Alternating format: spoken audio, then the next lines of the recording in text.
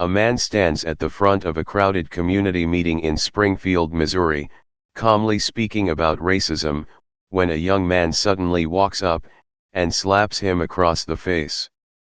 The room freezes, the man doesn't flinch, he stays silent, eyes steady, gaze sharp enough to cut the air. No shouting, no anger, just a quiet that unsettles everyone. No one in that room knows who he really is, but they're about to find out, and so is the rest of the country. Keep watching, what happens next will shock you. The community hall of Springfield, Missouri buzzes with low conversations and shifting chairs. Tonight's meeting is part of the city's ongoing effort to promote inclusion, with the theme printed in bold behind the podium, unity and racial equity. The space is packed. Seniors with folded canes, college students with notepads, grassroots organizers and city officials all sit together, faces turned toward the front, waiting. There's a polite energy in the air. People nod as familiar voices share updates on education reforms, community clinics, and housing grants. A woman from the Department of Health lists new mental health services. A local pastor speaks about a new food bank. Applause follows, brief but warm. Near the back row, one man sits quietly, head slightly lowered. Diego Lopes. His jacket is worn at the elbows, his cap pulled down just enough to cast a shadow over his eyes. He doesn't fidget, doesn't check his phone. He watches, still and focused. No one pays much attention to him. He's just another face in the crowd. Until a moderator with a clipboard looks up and says, "We'd now like to invite anyone else who wishes to share." A pause. Then Diego raises his hand. It's a small motion, deliberate. He stands, walks with calm steps to the front. His boots make a faint sound on the hardwood floor. He grips the podium with both hands, steadies himself. When he speaks, his voice is low, but clear. Deep. He begins not with anger, but with memory. He tells of being pulled over on his way to work for fitting a description. Of how his job application was never acknowledged until he visited in person, and how the front desk staff looked surprised when he said, "I'm Diego." There is no blame in his tone, only facts and pauses that let the room sit with discomfort. Some faces turn toward him with sympathy. Others tighten. Eyebrows knit. A cough echoes from the right side of the room. Then a whisper. Then another. In the far right corner, a young man leans back in his seat. His jaw clenches. His arms cross tightly over his chest. His name is Brian. He stares at Diego with a sharpness that isn't curiosity. It's annoyance. While Diego continues to speak, Brian shifts, clearly restless. He exhales through his nose, loud enough for the people around him to glance sideways. Someone near him whispers, "SHH," but he doesn't stop. As Diego begins a story about a city council interview where he was told, "You're not quite the fit we imagined," the mood shifts. Applause has stopped. The air feels tense, stretched thin. Brian leans forward slightly. His eyes narrow. Something in him is building. Diego is speaking calmly, his voice steady as he describes a moment in his youth, when a teacher assumed he couldn't read just because of how he looked. The audience listens in silence, some with their heads slightly bowed, others watching intently. But from the far right corner, something shifts. Brian, the young man with folded arms and a clenched jaw, suddenly stands. The screech of his chair cutting across the floor jolts the room. Heads turn. Conversations halt.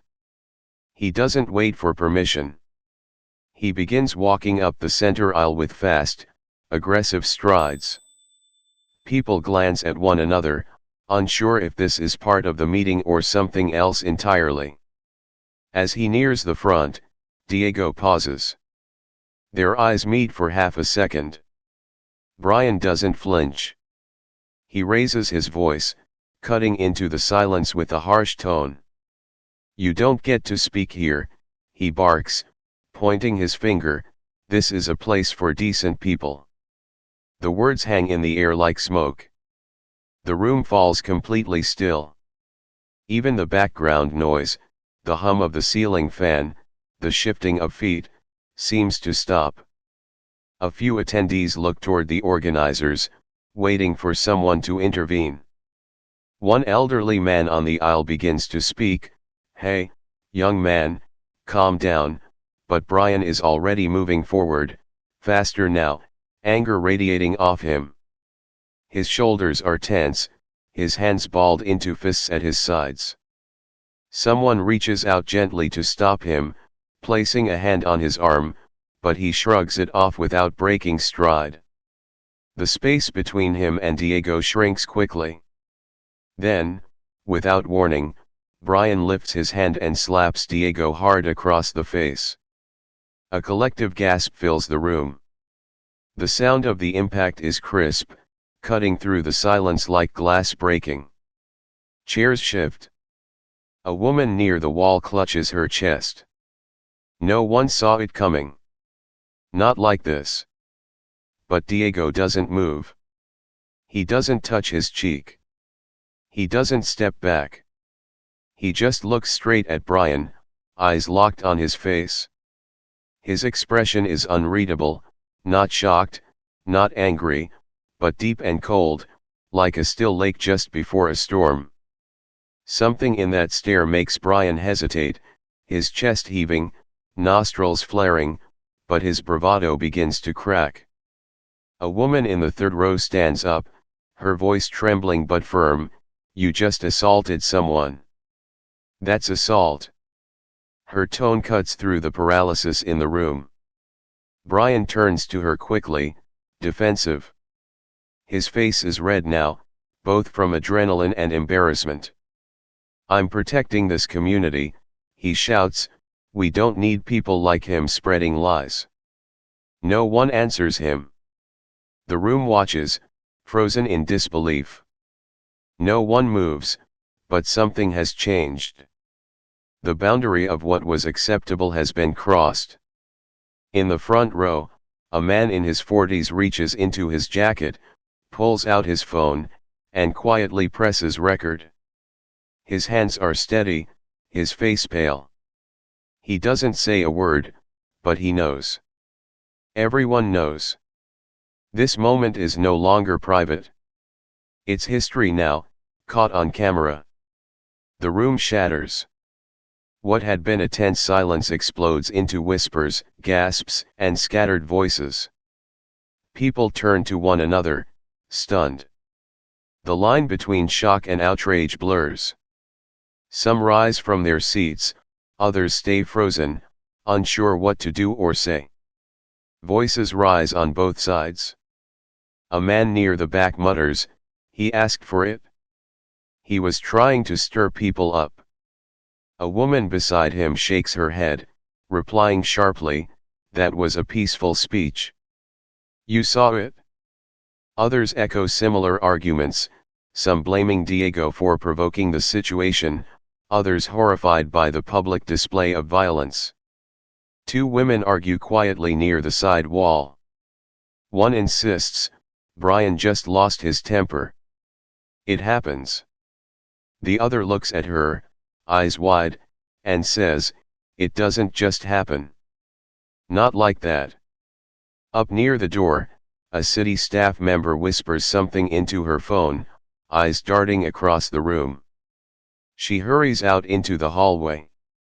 Moments later, sirens can be heard faintly in the distance.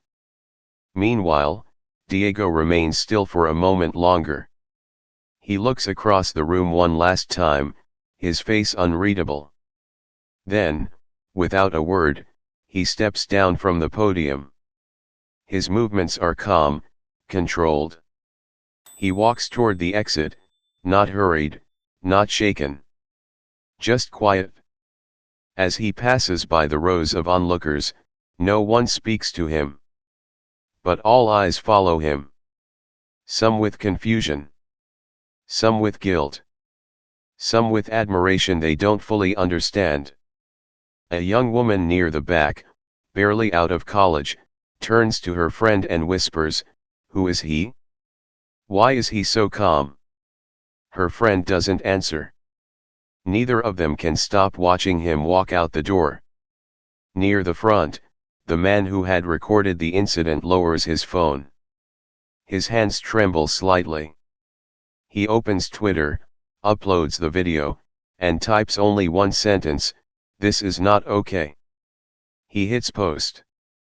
Within minutes, the video begins to spread. Thousands of retweets.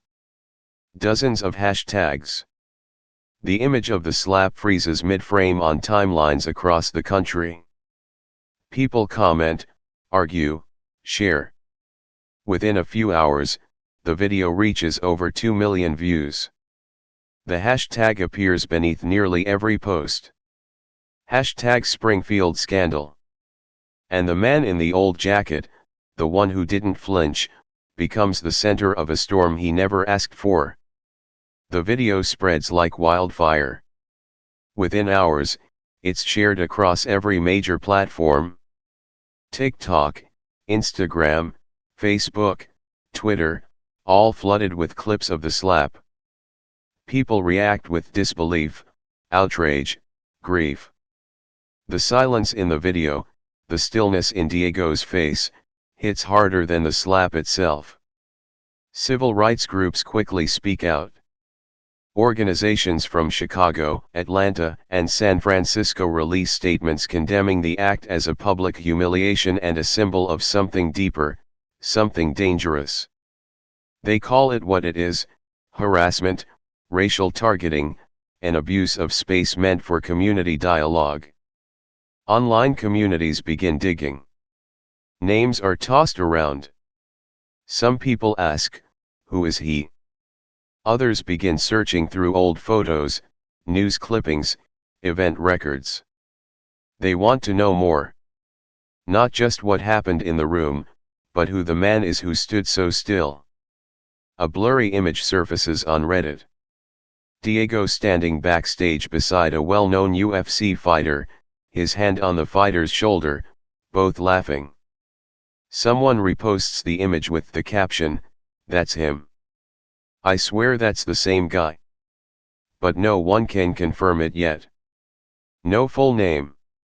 No public profile. No interviews. Diego's face is everywhere, but his identity remains quiet. Anonymous. Like a shadow at the center of a storm. Then, a voice cuts through the noise. An independent journalist tweets, "I've seen this man before. I met him at a sports summit in Arizona last year. He wasn't just attending, he was speaking. I remember the room went quiet when he walked in."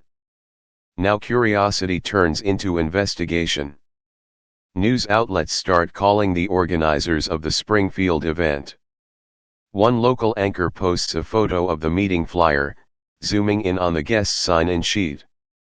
Reporters visit the community center, ask staff for a list of attendees. But everything leads to the same question: who is Diego Lopes? Meanwhile, Springfield becomes the focus of a national conversation. Opinion pieces pour in. Some criticize the city for failing to protect public spaces. Others highlight the bravery of Diego's silence. People debate. Comment sections overflow. A legal advocacy group sends a public letter to city leaders. They demand an official investigation into harassment and safety standards at civic meetings. They ask whether people of color are being allowed to speak freely. Whether meetings meant to be open are actually safe for everyone. What started as a single video has become something larger. A moment no longer just about a slap, but about a country still struggling with who gets to speak, and who gets silenced. As the video continues to dominate national headlines, pressure builds. Voices from all corners demand accountability. Under growing public scrutiny, the federal government releases a statement. An official investigation will be launched into the incident at the Springfield Community Forum. The announcement spreads quickly. Local leaders are flooded with questions. The Springfield Police Department receives a formal request from federal investigators, ordering them to submit a full report. They must provide body cam footage, incident logs, and eyewitness statements. Every detail is now under the microscope. A civil rights attorney speaks on a national morning show. She represents a coalition of advocacy groups. Her words are direct. This, she says, was a public hate act. This was not just a slap. This was a message. One meant to silence. While officials begin collecting information, Brian, now identified publicly, appears on a regional news channel. Dressed in a pressed shirt and tie, he looks tense. The interviewer asks why he felt the need to confront Diego. Brian answers with practiced calm. I felt like the meeting was being taken in a direction that didn't reflect community values, he says. I was defending what I thought was right. But his words don't land well. Across social media, outrage spikes again. Viewers call his response hollow. Many accuse him of deflecting blame. One user writes, "You don't defend your community by attacking a man speaking peacefully." The anger deepens when a second video surfaces. It was filmed from the opposite side of the hall. It captures the moment just before the slap, but this time, clearly shows Diego's eyes. In the clip, Diego doesn't look startled. His expression is quiet, almost resigned. He watches Brian walk toward him, but doesn't move. Doesn't brace. His gaze stays steady, heavy, unreadable. The internet responds instantly.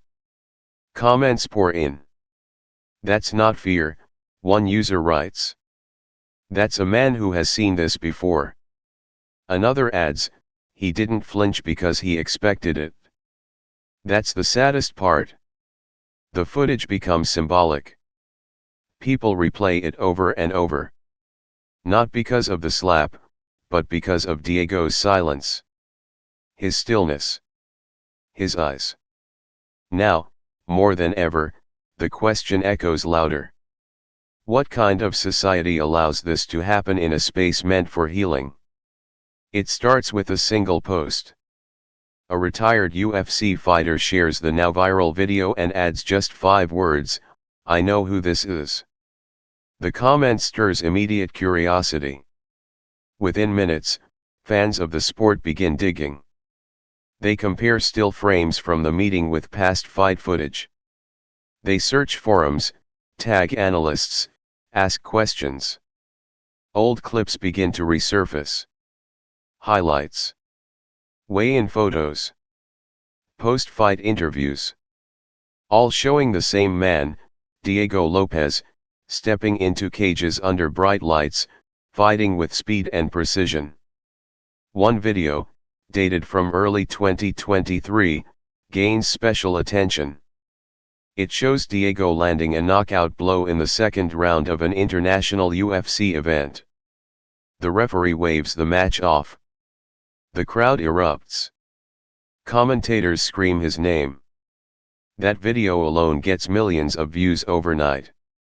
Then someone posts a screenshot from the meeting room, next to a photo of Diego from that match. Same face. Same jawline. Same quiet presence. The caption reads, "Wait, this is him." The reaction is instant. "This is Diego Lopes," one person writes. "Featherweight champion? The guy who broke records last year." Confusion turns to disbelief. Disbelief turns to a collective pause. News outlets race to confirm. Within hours, headlines flood timelines. Community speaker identified as UFC champion. Man slapped at public forum was national title holder. Springfield meeting targeted fighter known worldwide. Reporters go to his last listed address. They knock, but he doesn't answer. They call former trainers, teammates, anyone who might speak. No comment. Diego remains silent. A former training partner finally agrees to talk. On a sports radio segment, he says, Diego never liked talking about himself. He didn't need to. He let his hands speak. That's who he is.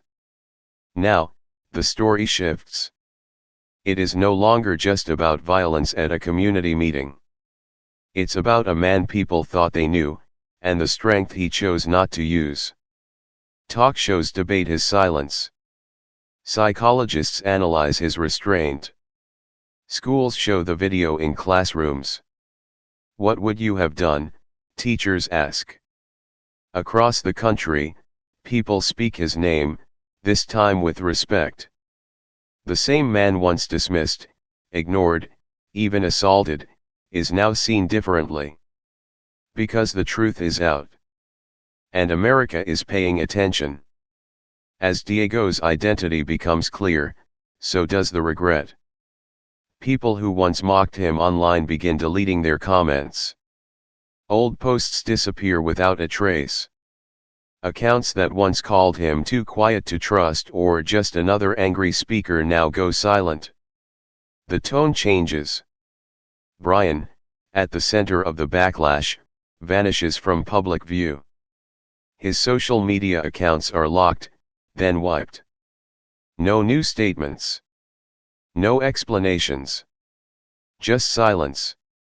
The internet, once buzzing with debates, now speaks with near unanimous condemnation. It is no longer about who was right. It is about what should never have happened. The Springfield City Council issues an official letter of apology. It's formal, carefully worded, but also personal.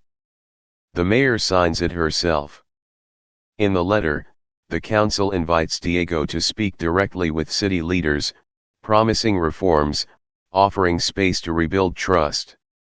There's no word yet on whether he'll accept. Meanwhile, voices from the UFC community rise. Fighters from across divisions post messages in support. Some share their own stories of discrimination. Others praise Diego's composure. One former champion writes, he could have responded with force. He chose silence. That's real strength. The hashtag respect Diego begins to trend. International news outlets pick up the story. Headlines in London, Sao Paulo, and Tokyo call it the Springfield incident. Analysts discuss it not just as a viral moment, but as a cultural turning point. Commentators highlight how the perception of one man changed an entire conversation. A major human rights organization reaches out to Diego privately. They ask him to become a spokesperson for a new national campaign, one focused on ending discrimination in public spaces.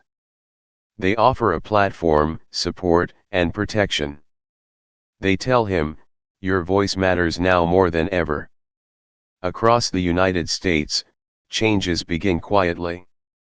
Community meetings increase their security. Moderators receive new training. Organizers commit to ensuring safety and inclusion. What happened in Springfield becomes a warning, and a call to action. And the man who filmed the moment? He's no longer anonymous. CNN invites him for a live interview. Seated across from a national anchor, he describes the atmosphere that day, what he felt when he hit record, and why he never looked away. He ends the segment with a single line. I didn't know who Diego was. But the way he stood there, the way he took it, I knew the world needed to see that. After days of silence, Diego finally appears. No press conference, no stage, no reporters. Just a quiet video uploaded to his personal account. The frame is simple. He sits in a plain room, wearing the same jacket from the meeting. His face calm, his voice low. He begins without introduction. "I didn't want to be known for being slapped," he says, "I wanted to be known for standing up, for those who never get the chance to be heard." There's no bitterness in his tone. No anger. Only reflection. He speaks about growing up around injustice. About watching people be ignored, dismissed, erased. He says he learned young that reacting with violence only proved what others wanted to believe. So he chose something harder. He chose stillness. He pauses before continuing. "No matter who you are," he says slowly, "you deserve respect. Not because of your title. Not because of what you've done. But because you are a person." The video is short, just over 2 minutes, but it spreads faster than any headline. Within hours, it reaches millions. Comments pour in from all over the world. People thank him. People cry. People say nothing, just repost. They call him a symbol. A reminder. Some name him the face of quiet strength. Others say he is what dignity looks like. Not loud. Not boastful. Just present. Just real. One high school teacher in Seattle shows the clip in class. She plays it twice. Then she asks her students, "What does it mean to be strong?" A boy raises his hand and says, "To stand there. And not swing back." Diego ends the video with one final thought. He looks into the camera, holds the silence for a moment, then says, "Strength isn't in your fists. It's in your choice to stay still." Then the screen fades to black. The ripple effects continue. Brian is summoned to court on charges of assault in a public space. The case draws attention not just for the act itself, but for what it represents. Legal experts weigh in. Some call it symbolic. Others say it's overdue. For many, it is a rare moment of accountability. In Springfield, officials act quickly. The city revises its community meeting protocols. New ethical guidelines are introduced. Moderators are trained to handle disruption, to ensure equal speaking time, to recognize signs of escalating conflict. Transparency becomes the goal. Respect becomes the rule. What starts in Springfield doesn't stay there. Cities in Oregon, Georgia, and Michigan begin reviewing their own procedures. Local leaders speak openly about the need to protect marginalized voices. Public forums are no longer just meetings. They are tests of who gets to speak, and who gets to be heard. Diego, meanwhile, stays out of the spotlight. He declines every invitation from major news outlets. He avoids the cameras. But quietly, he accepts requests to meet with students. At colleges and high schools, he listens more than he talks. When he does speak, it's brief. Thoughtful. He tells them, it's not about being silent. It's about choosing when your silence says more. A global human rights organization reaches out. They offer to honor Diego at an international summit. The nomination cites his nonviolent response, his calm under fire, and his impact without words. For now, Diego hasn't responded. Online, his influence only grows. People begin using the phrase Diego's gaze to describe moments of quiet strength. Memes appear, not mocking, but admiring. Artists recreate the moment of the slap, his eyes fixed forward, unshaken. The image becomes iconic. Educators include his story in diversity training. His silence is studied. His restraint becomes a lesson. In community centers, libraries, and city halls, people replay the footage, not for the violence, but for what happened after. And then there's the photograph. One single frame. Brian's hand raised. Diego's face still, eyes unwavering. No anger. No fear. Just presence. It is printed, shared, framed. It hangs in classrooms and office lobbies. It is posted beside quotes about dignity, courage, and peace. Diego never asked to become a symbol. But now, he is. It began as an ordinary community meeting. Just another evening where voices were meant to be heard. But one slap changed everything. Not just for a city, not just for a man, but for an entire country watching. And yet, what lingers most is not the slap. It is what came after. The silence. The way one person chose not to strike back. The way he stood still, without fear, without rage. That choice spoke louder than any words could. Diego Lopes never needed to reveal who he was. His dignity revealed it for him. His calm became his voice. His gaze became his answer. This story forces us to pause. To ask hard questions. Who do we listen to? Who do we dismiss? Do we judge people before we hear them speak? Before we know who they are? Maybe strength looks different than we think. Maybe it's not loud. Maybe it doesn't wear medals or shout back. Maybe real power is in knowing you could fight, and choosing not to. If this story moved you, share it. Let others see what restraint looks like. Leave a comment below. Tell us what it made you feel. And don't forget to subscribe, so you don't miss what's coming next. Thank you for staying with us to the very end. We'll see you in the next story.